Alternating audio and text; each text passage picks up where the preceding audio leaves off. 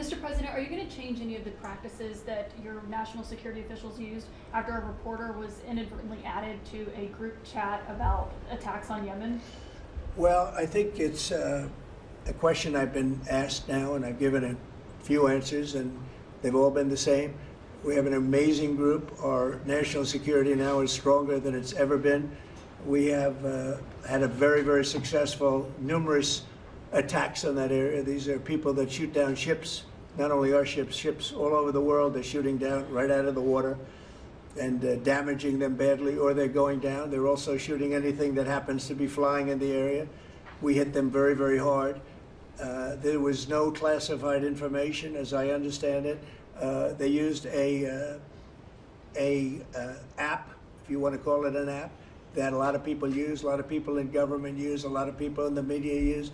And I think I'll ask Mike. Mike is here. Do you want to respond to that, please? Yes, Mr. President. You asked about lessons. I think there's a lot of lessons. There's a lot of journalists in this city who have made big names for themselves, making up lies about this president, whether it's the Russia hoax or making up lies about Gold Star families. And this one in particular, I've never met, don't know, never communicated with, and we are looking into and reviewing how the heck he got into this room. But I'll tell you what, the world owes President Trump a favor. Under Biden, global shipping was shut down. Pinprick attacks, months between them, our destroyers being fired upon dozens of times. President Trump took decisive action with his national security team, took out the head missileer, knocked out missiles, knocked out headquarters, knocked out communication sites. And for once, as we hear, as you all hear from every one of our allies, thank God for American leadership again. Thank God for American strength. You're a welcome, Lord. And look, we had a national security team that was coordinating these efforts. As Director Radcliffe testified today, his first day on the job, he was introduced to this app on his government systems at the CIA and at the State Department and otherwise. So look, this journalist, Mr. President, wants the world talking about more hoaxes and this kind of nonsense rather than the freedom that you're enabling. And a key part of our sovereignty is open sea lanes and knocking the crap out of terrorists, which is exactly what your team and Pete Hegseth, a good friend and fellow veteran, is leading the charge on, and it's an honor. We had a very, very successful, we had a very, very successful evening. And we've had numerous successful evenings and days in that area. The Houthis are absolutely on the run. The worst of them has been killed. This should have been done a long time ago by Biden, but Biden was an incompetent president. He couldn't do anything. He didn't know where he was going. He had no clue. This guy had no clue. This should have been done a long time ago. As they shoot missiles at ships, randomly shoot missiles at ships. And they make their own missiles. You know, this is not an incompetent group of people. They make their own missiles. They get the missiles also from Iran. It's an offshoot of Iran, another offshoot. You have Hamas, you have Hezbollah, you have the Houthis. You got a lot of stuff going on with Iran. And we sent a letter to Iran. You're going to have to be speaking to us one way or the other pretty soon, because we can't let this happen. But that's an app that a lot of people use. And somebody got on. I mean, happened to know the guy's a total sleazebag. The Atlantic is a failed magazine. Does very, very poorly. Nobody gives a damn about it. This gives it a little bit of a shot. And I will tell you this: that they've made up more stories, and they're just a failing magazine. The public understands that. He's a very good man. That man is a very good man right there that you criticize so strongly. He's a very good man. And he will continue to do a good job. In addition to him, we had very good people in that meeting, and those people have done a very, very effective job, and you're going to see it. And it goes on, by the way. It's going to go on. And I think the Houthis wish that it didn't happen, but that's what it's all about. We have to create a safe country, a safe world, and that's what we're doing. Do you worry that national security was put at risk, Mr. President? Of senior officials using signal. Do I plan to ban who? The use of signal to communicate from senior officials. Well, I don't know I don't know anything about signal. I wasn't involved in this, but I just heard about it. And I hear it's used by a lot of groups. It's used by the media a lot. It's used by a lot of the military, and I think successfully. But sometimes somebody can get onto those things. That's one of the prices you pay when you're not sitting in the situation room with no phones on, which is always the best, frankly. But you know, the best is to be there. In fact, oftentimes I've been in fact, just last week I was in the situation room on something very important, and we had a couple of people hooked up by line, and I said, cancel the line. Sorry, fellas, what you do is we'll tell you all about the meeting, because I know people do get on those lines, whether it's Signal or anything else. Yeah. So are you going to change any procedures as a result of this? Well, I mean, look, we look at everything, and you know, they've made a big deal out of this because we've had 2 perfect months. We are bringing in business. We have another one announced tomorrow, a big one, very big. Like in the history of our country, nobody's ever seen anything like it. And I think probably a lot of people are saying they started by saying it was the greatest first month that a president has ever had, and I think that's true.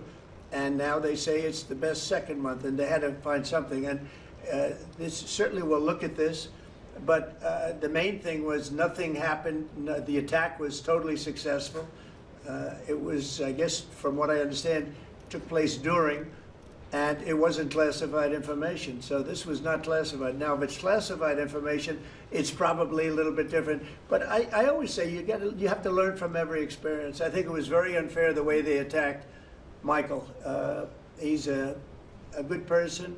The person that was on just happens to be a sleazebag, so maybe that's just coincidence. I don't know. But you are going to conduct would an it be investigation. a problem if Mr. the President. Atlantic released all the text messages if they're not classified? Well, I don't know. I'd have to ask the military about that, because you know, maybe you wouldn't want that. I don't know. I will say this: that from what I heard, the man that we're talking about, who's not somebody that I don't think most people have ever heard of, he left. He found it very boring, and he left early.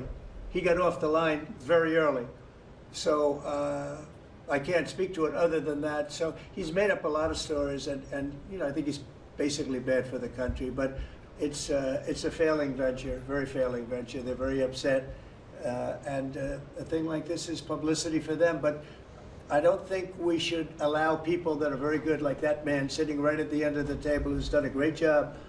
We shouldn't allow them to be hurt by it. Mr. President, can I follow up on that? Yeah, go ahead. Are you saying you're okay with the continued use of Signal by administration officials? No, that's not what I said. I said we'll look into it, but everybody else seems to be using it. It seems to be the #1 used device or app, whatever you want to call it, and we will certainly look. If it was up to me, everybody would be sitting in a room together. The room would have solid lead walls and a lead ceiling and a lead floor. But, you know, life doesn't always let you do that. In the meantime, the attack itself that we were talking about and discussing has been an unbelievable success.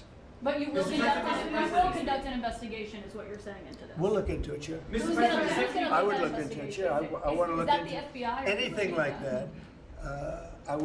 I would ask them. It's not really an FBI thing. It's really something having to do with security. Security, like, will somebody be able to break in? Are people able to break into conversations? And if that's true, we're going to have to find some other form of device. And I think that's something that we may have to do. Some people like Signal very much. Other people probably don't. But we'll look into it. I think, Michael, I've asked you to immediately study that and find out. If people are able to break into a system, now in this case it wasn't that this attack was going on and nobody found out anything. And again, the person that was on, as I understand it, he left very early because he didn't find it very exciting.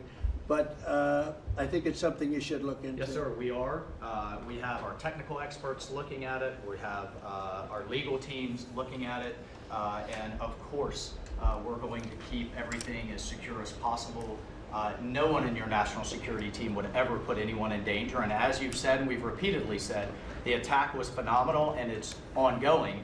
But the media wants to talk about everything else except for the hostages you're getting out of the Middle East, Iran on its back foot, sea lanes getting reopened, peace in Europe. As we just saw today with the Black Sea ceasefire, we were just on with Steve Witkoff, myself, our team in Saudi Arabia. They want to talk about all this other stuff except for your amazing successes and the successes of your team.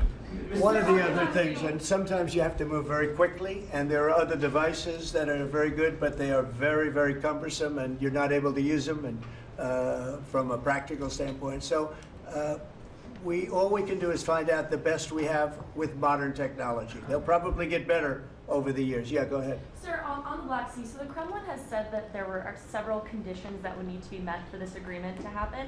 This includes sanction relief for banks and some companies. Did the U.S. agree to all of those conditions that they laid out? They will be looking at them, and we're thinking about all of them right now. There are about 5 or 6 conditions. We're looking at all of them. Okay. Why district has said that it's looking into how journalists got added to that signal chat. Is it possible that there could be a firing of even a lower mid-level official once that person is identified? About what?